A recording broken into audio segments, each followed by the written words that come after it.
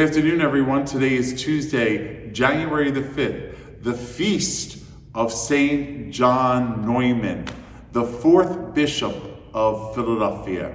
At that time, it was a diocese, not an archdiocese. So John Neumann was the fourth bishop of Philadelphia. And you know, St. Mary's is part of the Archdiocese of Philadelphia. You know how many parishes we have in the Archdiocese of Philadelphia? 214. 214 beautiful parishes in the Archdiocese of Philadelphia.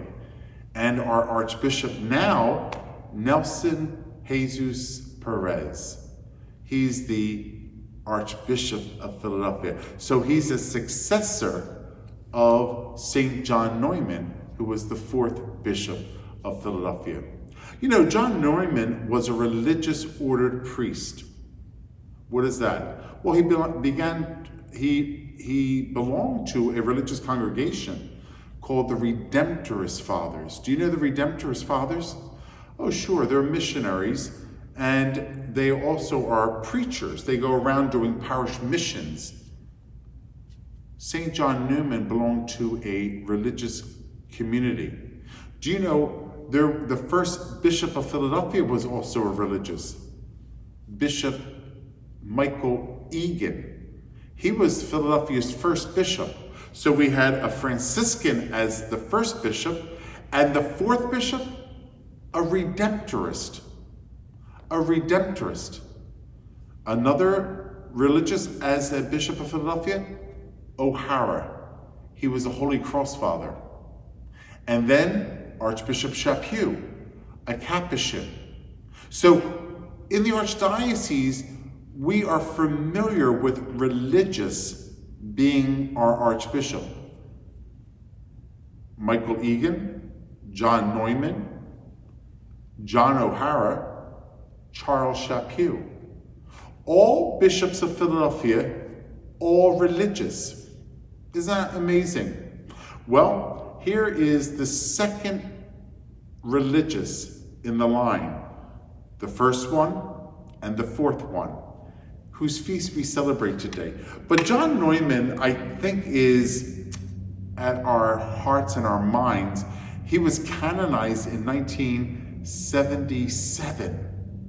So not that long ago. I know I was a freshman in high school, and what a beautiful saint, what a beautiful life.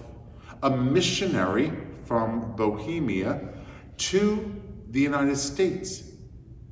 And not only that, a very humble man, short in stature. I would be a giant next to him. But a very humble man, very short in stature, who did not even want to be the Bishop of Philadelphia. But they said, you're going to be the Bishop of Philadelphia. He got his marching orders. Somebody has to do the job, and they appointed John Neumann. So as a missionary, he came to the United States and Philadelphia.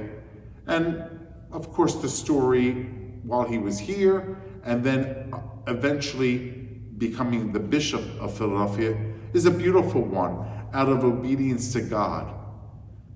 To be obedient to God. See, it's just not a saying, or as I say, a Hallmark card. Oh, I want to be obedient to God. Oh, I want to love God. That's nice. But when the rubber hits the road, it's a serious commitment.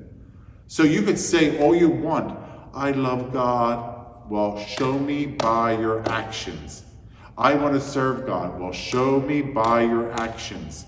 And that's what bishops and popes have to say to both priests, deacons, and bishops. Show me by your actions. You say you want to love God and serve God? Go, you're being sent.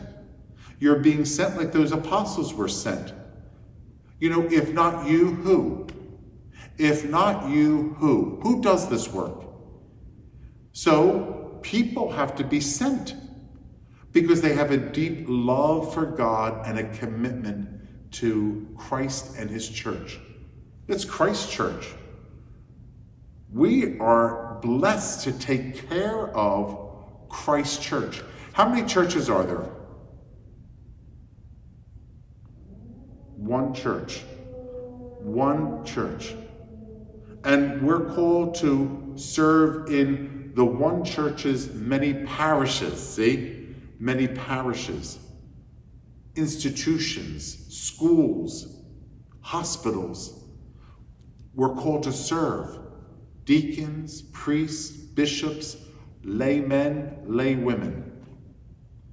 If not you, who?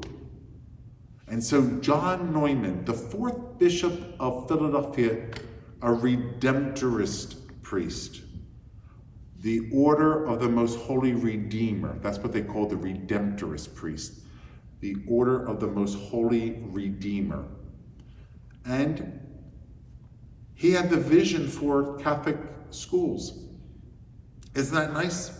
He had that vision up here of what Catholic schools would be all about.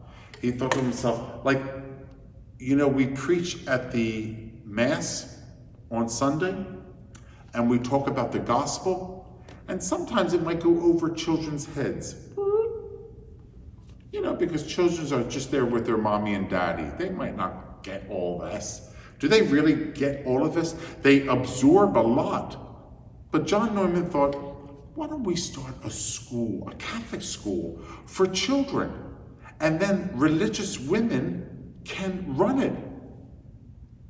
So John Neumann had the vision. Elizabeth Ann Seton put the vision into practice. Beautiful. And you know what else John Neumann did? He started 40 hours here in the Archdiocese of Philadelphia. You know what 40 hours is, right? Eucharistic adoration for 40 hours nonstop. Thank God at this parish we have it 365 days nonstop. Well, that was not the case in John Neumann's time. He just thought, why don't we just make sure we have 40 hours in every parish. This way everyone could have a Eucharistic opportunity of devotion. You know, have a Eucharistic holy hour.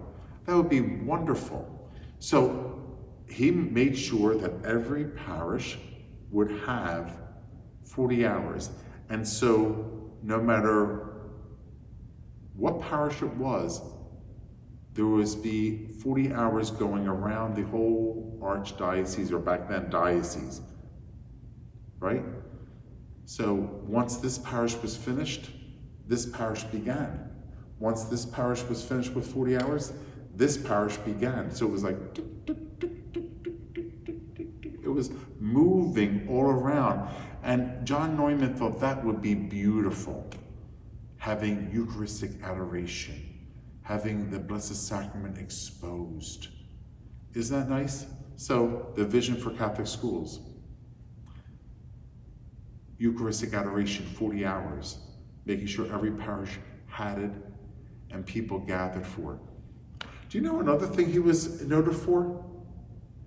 And maybe you never gave this a thought. You know, at the end of the divine praises, we say, may the heart of Jesus and the most blessed sacrament be praised, adored, and loved with grateful affection at every moment in all the tabernacles of the world, even to the end of time. John Neumann wrote that. Put it in practice in the Archdiocese of Philadelphia. That's the John Neumann prayer. I don't know if people really know that.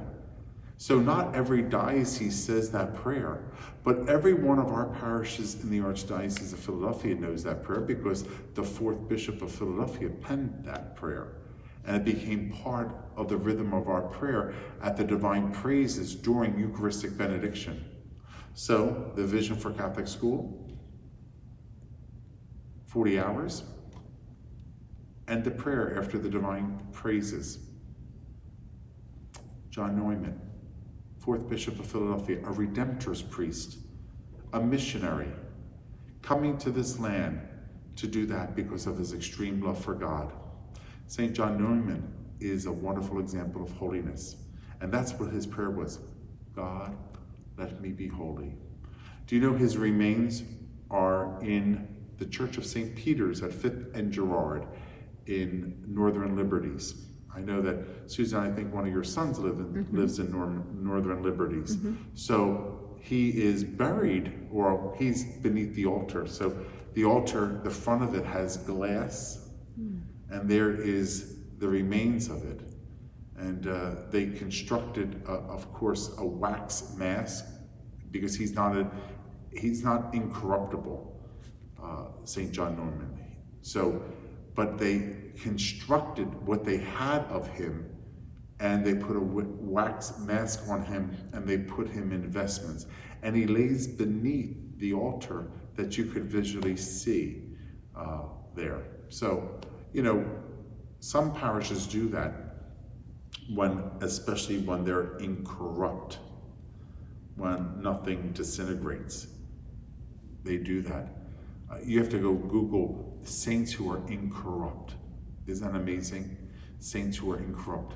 Now, at our cathedral, do you know that we have St. Catherine Drexel? Her tomb is at our cathedral. And that's down the side aisle. So if you enter the cathedral, you'll see her on the left, her tomb. And in the spring, we're going to get another person that's going to be upstairs in the cathedral proper, called Venerable Cornelia Conley, who founded the Society of the Holy Child Jesus. Rosemont College?